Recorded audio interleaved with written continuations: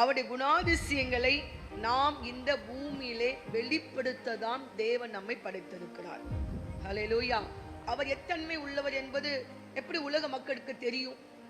அவர் எப்படிப்பட்ட குணநலங்கள் உடையவர் என்பதை புறஜாதிகள் மற்ற ஜனங்கள் எப்படி கண்டுகொள்ள முடியும்?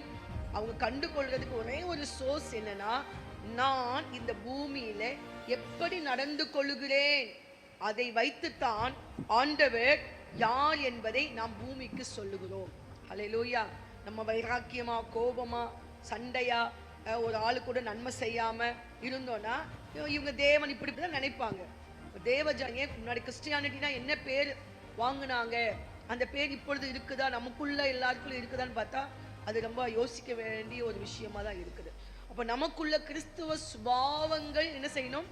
வெளியே வரணும். ஹல்லேலூயா. எப்படி இயேசு மன்னித்தார், எப்படி இயேசு தாழ்மையாய் போனார், எப்படி இயேசு அவர் இரக்கமுள்ளவராய் இருந்தார், மனதுருக்கம் உள்ளவராய் இருந்தார், அன்புள்ளவராய் இருந்தார். அவர் எல்லாரையும் நேசித்தார், எல்லாரும் சமமாய் பாவித்தார். சமாரியாவுக்கு வருகிறார், சமாரிய ஸ்திரீயுடன் என்ன செய்கிறார்? அவர் சகஜமா பேசுறார். ஏன்னா யூதர்கள் சமாரியர்களோடு என்ன செய்ய மாட்டாங்களாம்? பழக மாட்டாங்க. ஏன்னா அவங்க யூதர்கள், நான் யூதன். சமாரியர்கள் அவங்க விழுந்து போனவங்க, அவங்க சத்துருக்களா மாறிட்டாங்க. அதனால சமாரியர்களோடு அவங்க என்ன செய்வது கிடையாது, சம்பந்தம் கலப்பதில்லை, பேசுவது, அந்த ஊர் பக்கமே போக மாட்டாங்க, இந்த ஊரை சுத்தி தான் போவாங்களாம். அந்த அளவுக்கு சமாரியர்கள் வெறுக்கப்பட்டார்கள். ஆனால் இயேசு எல்லாரையும் நான் நேசிக்கிறேன் என்பதை காண்பிப்பதற்காக சமாரிய ஊருக்குள்ள அவர் வந்தார்.